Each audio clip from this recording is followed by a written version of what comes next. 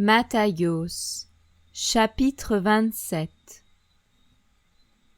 Or, le matin venu, tous les principaux prêtres et les anciens du peuple tinrent conseil contre Yehoshua pour le faire mourir. Et l'ayant lié, ils l'amenèrent et le livrèrent à Ponce Pilate, le gouverneur. Alors Yehuda, qui l'avait livré, voyant qu'il était condamné, se repentit et rapporta les 30 pièces d'argent aux principaux prêtres et aux anciens, en leur disant : « J'ai péché en livrant le sang innocent. » Mais ils dirent : « Que nous importe, cela te regarde. » Et jetant les pièces d'argent dans le temple, il se retira et alla se suicider par pendaison. Mais les principaux prêtres prirent les pièces d'argent et dirent : « Il n'est pas légal de les mettre dans le trésor, car c'est le prix du sang. » Et ayant tenu conseil, ils achetèrent le champ du potier pour la sépulture des étrangers. C'est pourquoi ce champ-là a été appelé jusqu'à aujourd'hui le champ du sang. Alors fut accompli ce qui avait été annoncé par Yirmeya le prophète en disant : « Ils ont pris les 30 pièces d'argent, le prix de celui qui a été estimé et qu'on a estimé de la part des fils d'Israël, et ils les donnèrent pour le champ d'un potier, selon ce que le Seigneur m'avait ordonné. » Or, Yehoshua comparut devant le gouverneur, et le gouverneur l'interrogea : « Es-tu le roi des Juifs ? » Mais Yehoshua lui déclara : « Tu le dis. » Mais il ne répondit rien aux accusations des principaux prêtres et des anciens. Alors Pilate lui dit : « N'entends-tu pas combien de choses il témoigne contre toi ? » Mais il ne lui donna de réponse sur aucune parole, ce qui étonna beaucoup le gouverneur. Or, le gouverneur avait coutume de relâcher un prisonnier à chaque fête, celui que demandait la foule. Et il y avait alors un prisonnier infâme appelé Barabbas. Comme ils étaient rassemblés, Pilate leur dit : « Lequel voulez-vous que je vous relâche ? Barabbas ou Yehoshua, qu'on appelle Machia ? » Car il savait que c'était par envie qu'il l'avait livré. Et pendant qu'il siégeait au tribunal, sa femme envoya quelqu'un pour lui dire : « Qu'il n'y ait rien entre toi et ce juste, car j'ai beaucoup souffert aujourd'hui en rêve à cause de lui. » Mais les principaux prêtres et les anciens persuadèrent la multitude du peuple de demander Barabbas et de faire périr Yehoshua.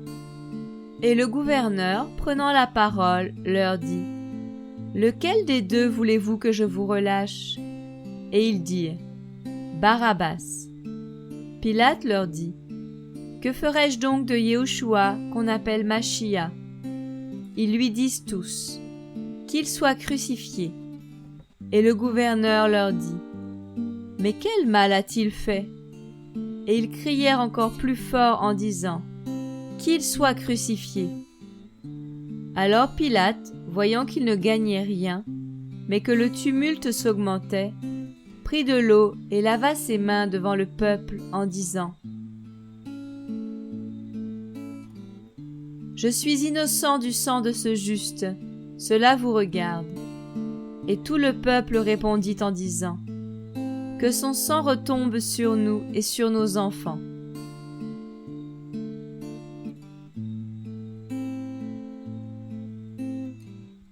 Alors il leur relâcha Barabbas, et, après avoir fait fouetter Yehoshua, il le leur livra pour qu'il soit crucifié.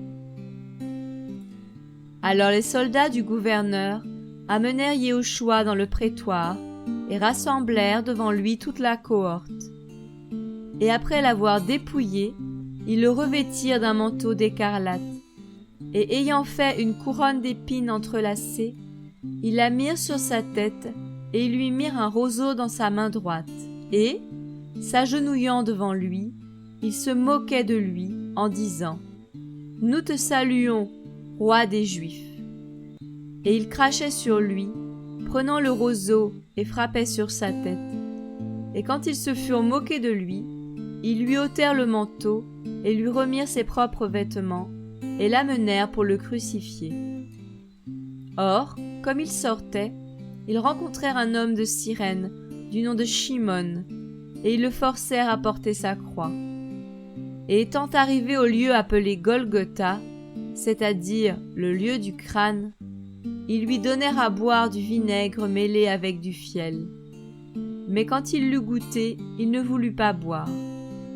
Et après l'avoir crucifié, ils partagèrent ses vêtements en tirant au sort, afin que fût accompli ce qui avait été annoncé par le prophète. Ils se sont partagés mes vêtements, et ils ont tiré mon habit au sort. Et s'étant assis, ils le gardaient là.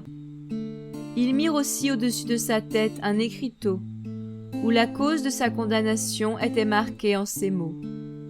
Celui-ci est Yehoshua, le roi des Juifs. Alors 2 brigands sont crucifiés avec lui, l'un à droite, l'autre à gauche. Et ceux qui passaient par là blasphémaient contre lui et secouaient la tête, et disant : Toi qui détruis le temple et qui le rebâtis en 3 jours, sauve-toi toi-même. Si tu es le fils d'Élohim, descends de la croix. Mais pareillement aussi, les principaux prêtres avec les scribes et les anciens, se moquant, disaient : Il a sauvé les autres et il ne peut pas se sauver lui-même.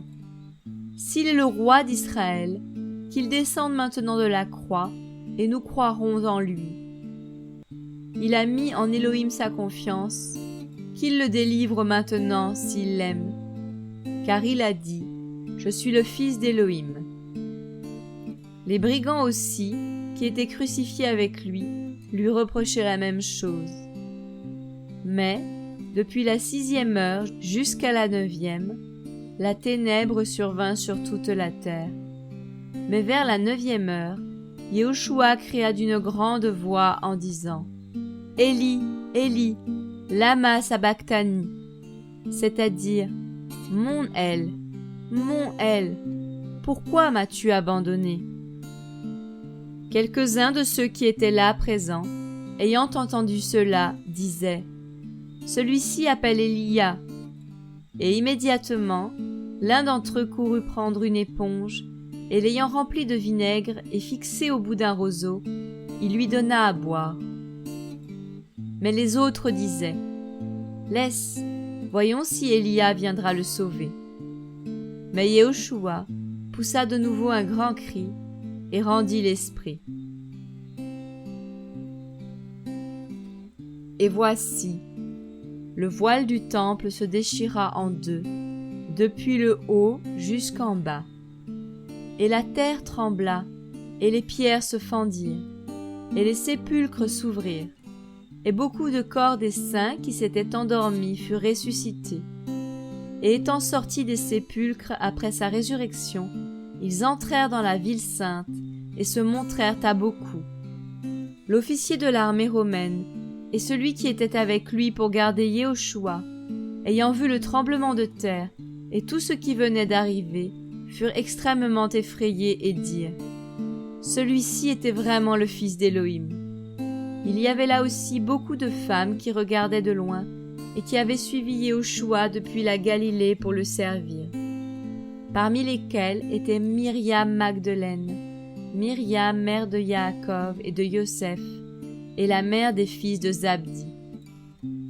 Et le soir étant venu, un homme riche d'Arimathée, appelé Yoseph, qui était aussi disciple de Yehoshua, se rendit vers Pilate et demanda le corps de Yehoshua. En même temps, Pilate ordonna que le corps soit rendu. Et Yoseph, ayant pris le corps, l'enveloppa dans un linceul pur et le mit dans son sépulcre neuf qu'il avait taillé dans le rocher. Et il roula une grande pierre à l'entrée du sépulcre et il s'en alla. Myriam Magdeleine et l'autre Myriam étaient là, assises vis-à-vis de la tombe. Or, le lendemain, qui est après la préparation du Shabbat, les principaux prêtres et les pharisiens allèrent ensemble auprès de Pilate et dirent : « Seigneur, nous nous sommes souvenus que ce trompeur disait, quand il était encore en vie, « Après 3 jours je ressusciterai. » Ordonne donc que la tombe soit gardée sûrement jusqu'au 3e jour, de peur que ses disciples ne viennent de nuit et ne volent son corps et qu'ils ne disent au peuple « Il est ressuscité des morts ». Ce dernier égarement serait pire que le premier. Et Pilate leur dit « Vous avez une garde, allez et faites-le garder comme vous l'entendez. » Ils s'en allèrent donc et s'assurèrent de la tombe au moyen d'une garde, après avoir scellé la pierre.